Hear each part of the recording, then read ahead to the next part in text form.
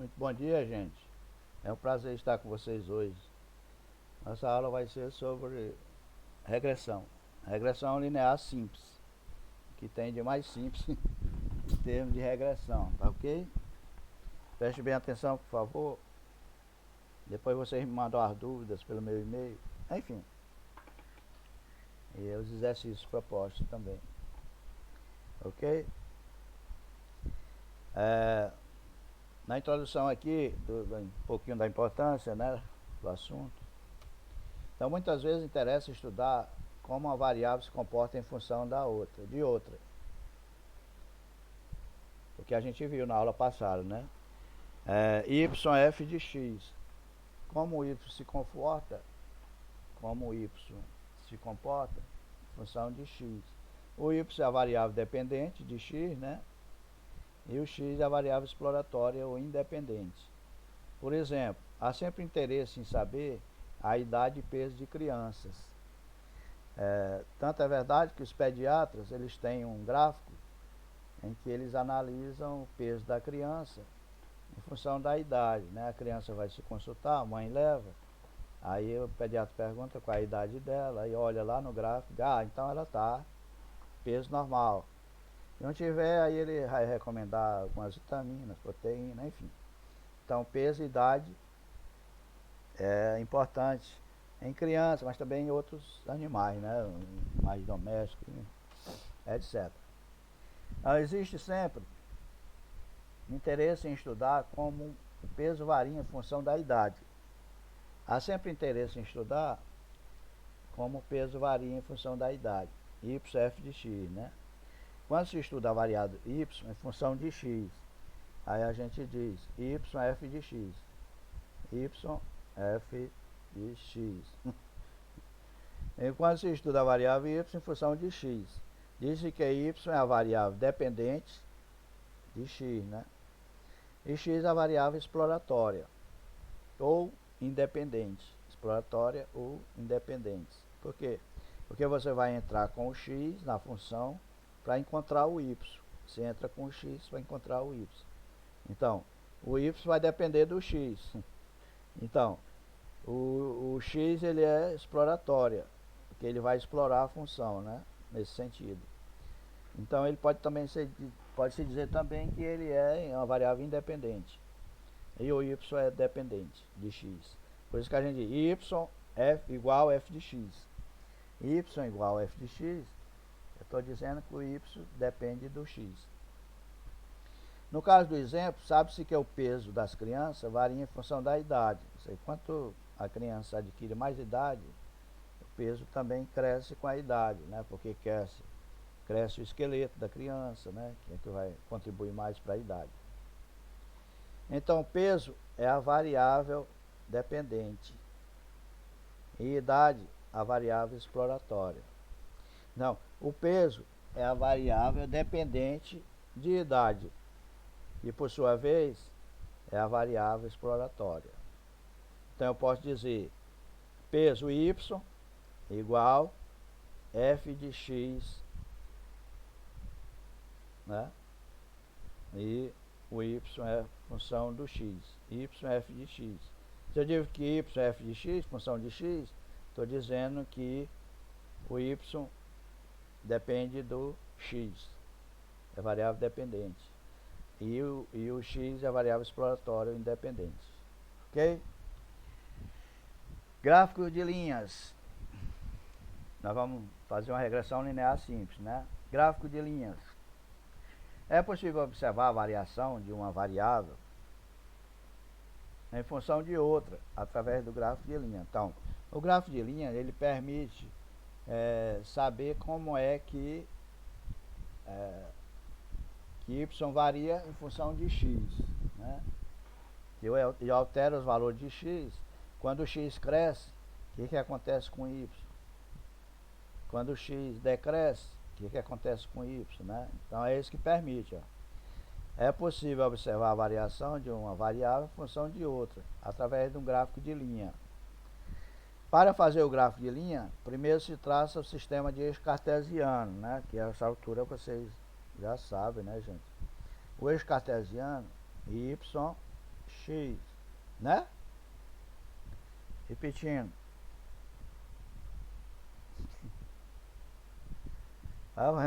Primeiro se traça o sistema de eixo cartesiano. Eu repeti só uma vez, porque o meu sistema é muito sensível, aí muda de página. Então, eu tenho o Y e o X. Pronto, YX.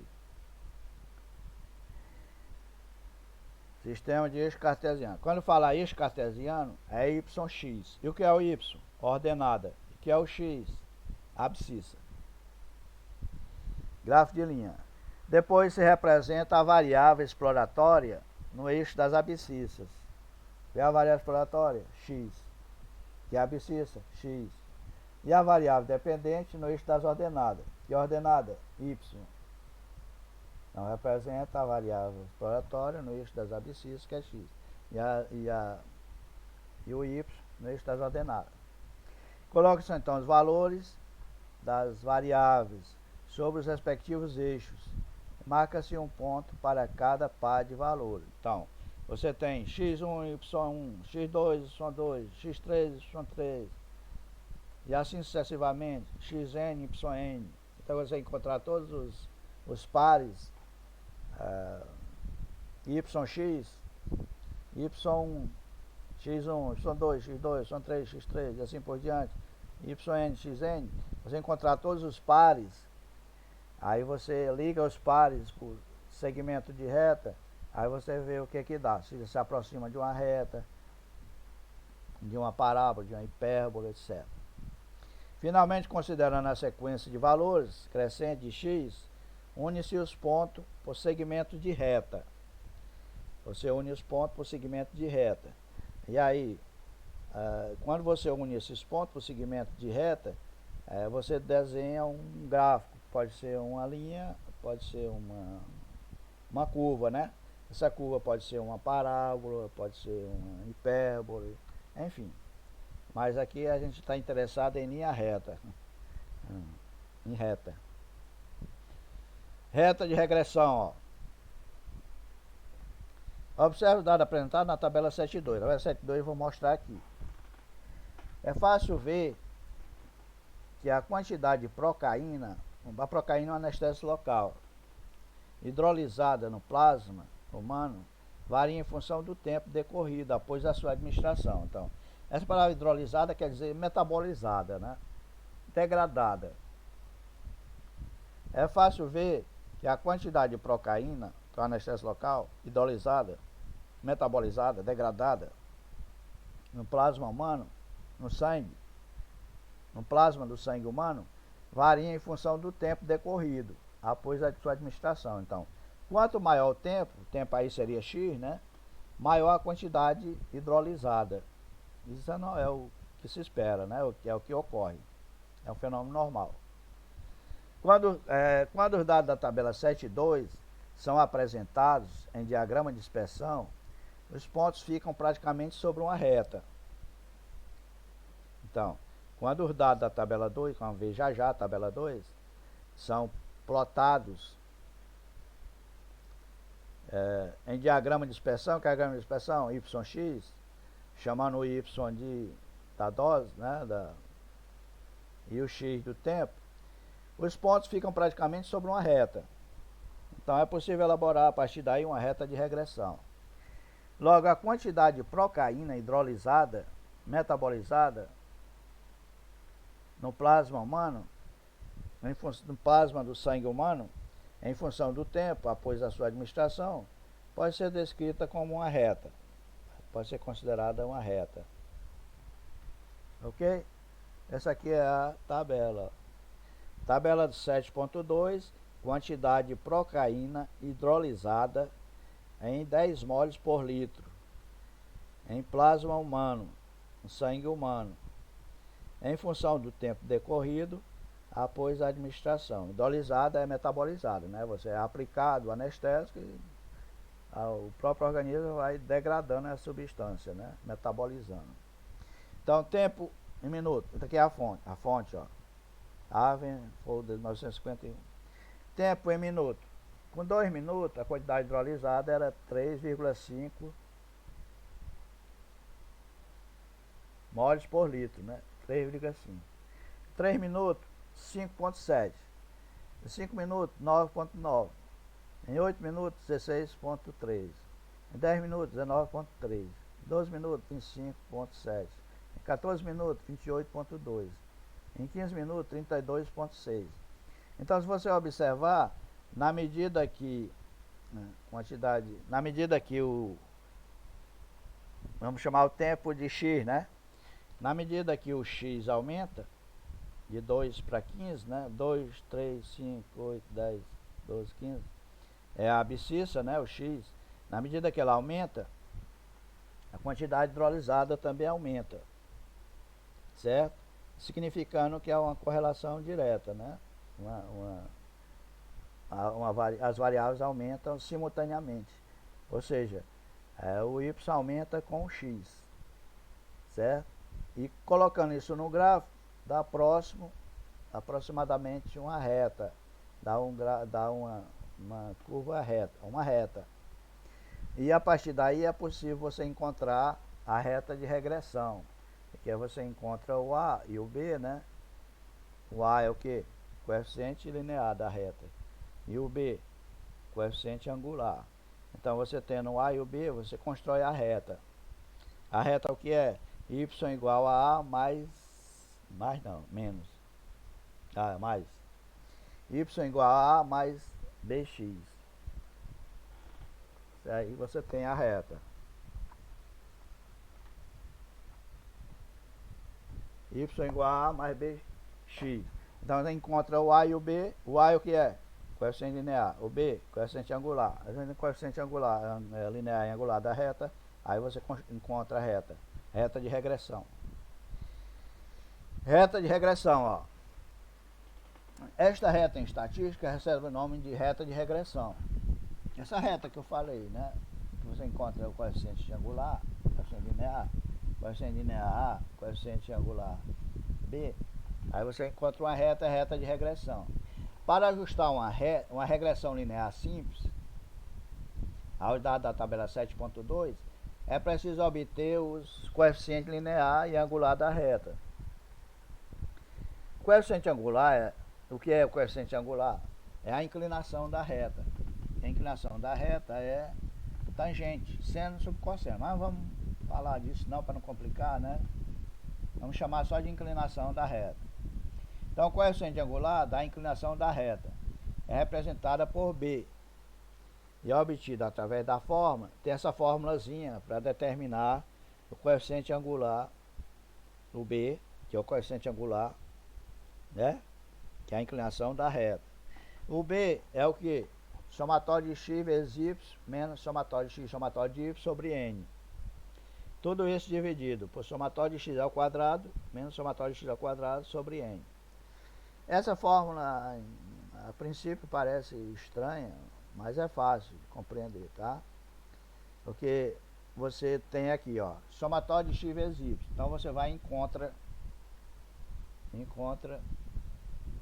esse fator aqui, né? Você faz uma tabela que a gente chama tabela de cálculos intermediários. Aí você encontra somatório de x vezes y, somatório de x, somatório de y. O n é dado, que é o número de dados, 50, 30, 10. Somatório de x ao quadrado. Aí você vai somatório de x ao quadrado. Aí o n. Então, com a tabela de cálculo intermediário, a gente encontra todos esses fatores da fórmula, todos esses elementos da fórmula. Somatório de x, somatório de x vezes y, somatório de x, somatório de y, somatório de x ao quadrado, somatório de x. Aí é só jogar na fórmula, aí você encontra o B, que é o coeficiente angular da reta. Certo? Já o coeficiente linear é a ordenada do ponto em que a reta corta o eixo das ordenadas. Então, o coeficiente angular é a ordenada, que é a ordenada y. Vamos falar a ordenada é y. É a ordenada do ponto em que a reta corta o eixo das ordenadas. Então, é a ordenada em que a reta corta o eixo y. Então, o A é a ordenada que vai cortar o eixo y. YX, né? Lembram? Sistema cartesiano. y, x. Então, a reta vai cortar, né, exatamente em A. Coeficiente linear ordenado do ponto em que a reta corta o eixo das ordenadas, o eixo y. Ordenado do ponto em que a reta corta o eixo y.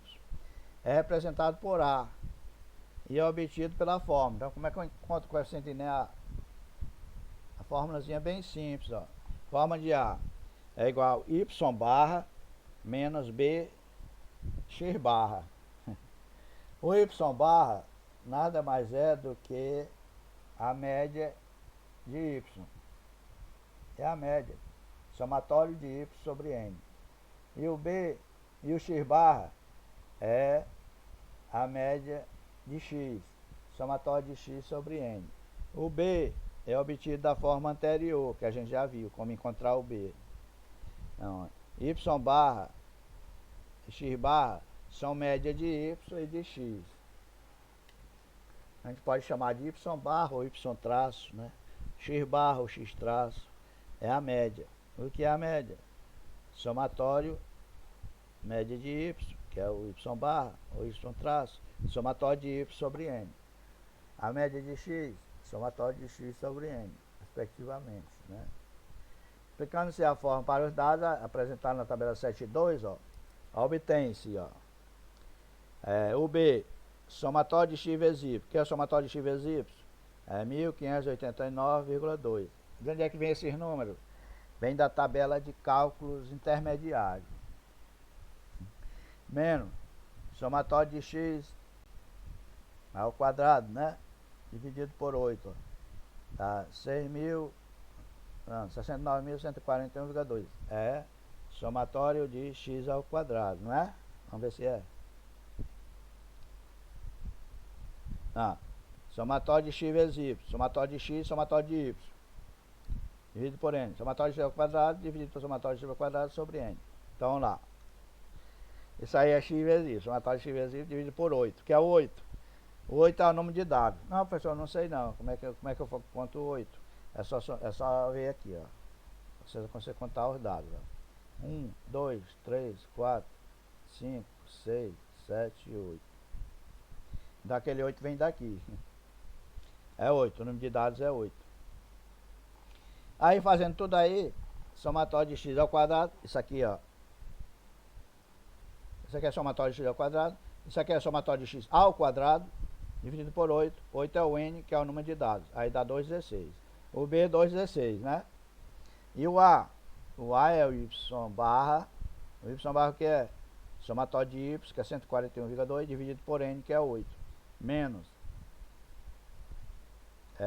b, né? O b não é 2,16, que a gente encontrou aqui, ó. 2,16. E aqui, 69 dividido por 8 é x barra. Y barra menos b x barra.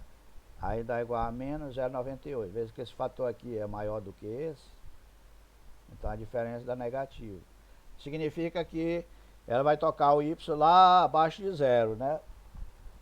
Abaixo do zero, do ponto zero. Menos 0,98. Quase menos 1. Para traçar a reta de regressão é preciso dar valores arbitrários para x e calcular os valores de y. Então, para você encontrar a reta, você já tem a reta, né? Que tem o a e o b. Y é igual a A mais bx. Você tem o a e o b. Então você tem a reta o que é?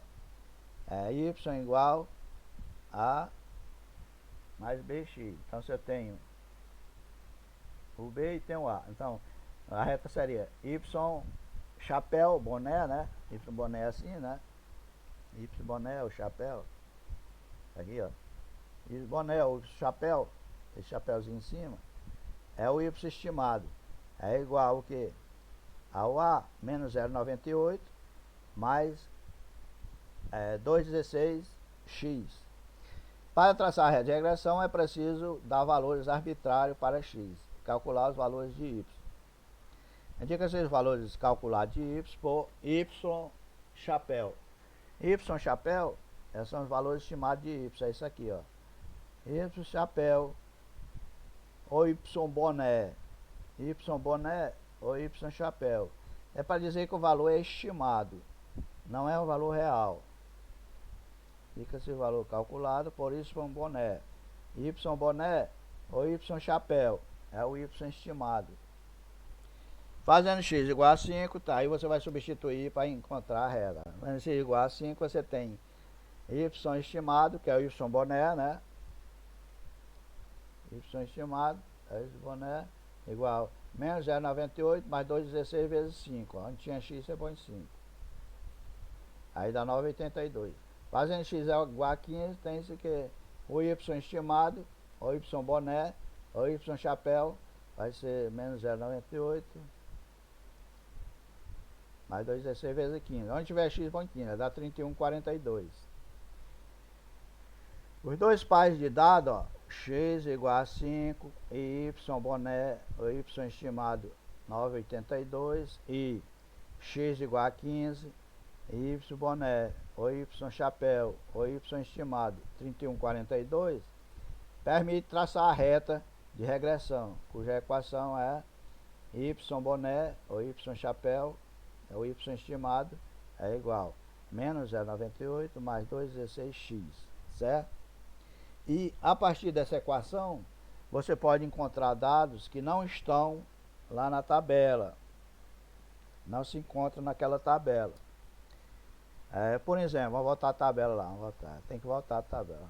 Por exemplo, aqui não tem, ó. Cadê? Aqui não tem o valor 4, eu posso encontrar aqui dentro. Aqui 6, 7 não tem, eu posso encontrar. Aqui não tem 9, eu posso encontrar. Aqui 11, aqui 13, né? Eu posso encontrar valores intermediários, desde que seja nesse, aqui dentro, ó, de 2 a 15. Eu não posso extrapolar, não posso botar 16 aqui, nem 1 aqui. Tem que ser no intervalo estudado aqui, ó. Nesse intervalo de estudo, eu posso encontrar o valor intermediário, né? Intermediário. 3 e 5 tem 4. 5 e 8 tem 6, 7, 8, 9, 10, 11. E aqui 13, ó. Eu posso encontrar.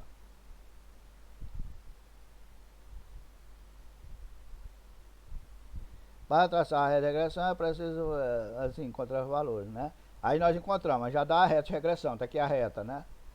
A equação da reta de regressão permite calcular os valores estimados para qualquer valor de x dentro do intervalo estudado. Como eu falei, você não pode extrapolar, né?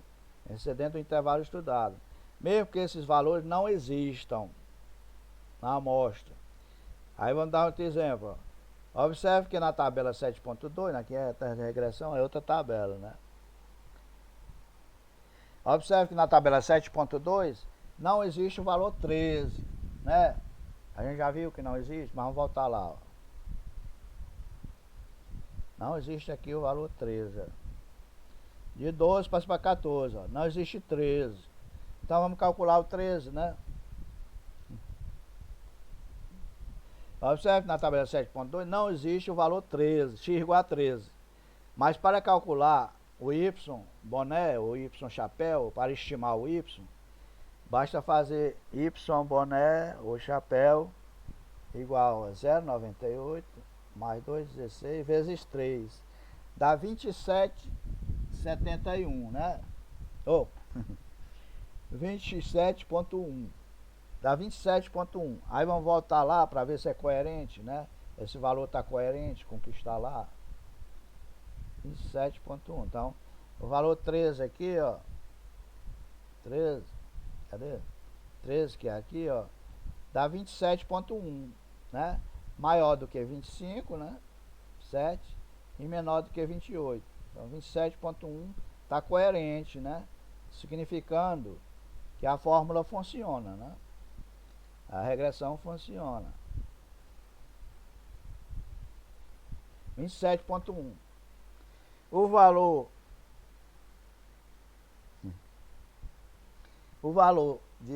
que é estimado 27,1 ou ponto 10, 27,1 é uma previsão feita com base na equação da reta de regressão. É uma previsão, é um valor estimado que não está na tabela, mas que pode ser obtido porque está no intervalo que a tabela compreende. O valor estimado, o y boné, o y chapéu, que é o valor estimado, é uma previsão feita com base na equação da reta de regressão para a quantidade de procaína que estaria hidrolisado 3 minutos após a sua administração. Veja que para a gente encontrar a reta de regressão, nós usamos só dois valores, né? O 5, né? Lembram? Dois valores, usamos? Dois valores, né? Os x5 e x15. Então, com dois valores, com 2 pontos, a gente traça uma reta. Porque por 2 pontos passa uma e somente uma reta, né? Por um ponto passa infinitas retas. Por 3 pontos, infinitas retas.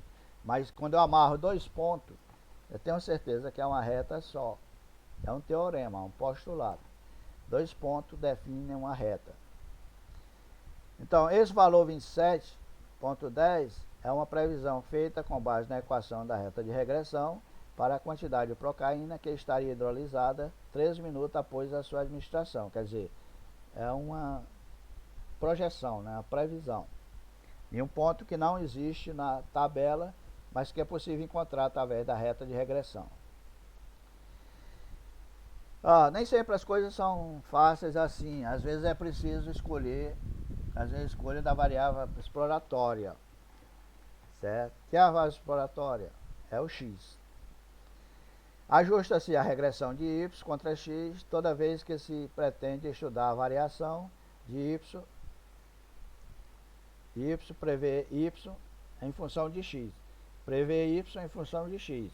Quer dizer, o y boné, o y chapéu, né? Em função de x. Prevê y. Para os dados da tabela 7.4, é razoável estudar a variação da pressão arterial em função do peso de cães. Essa tabela tem no livro de vocês. Né?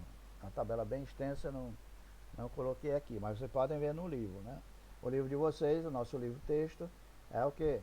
Introdução à Bioestatística, da Sônia Vieira.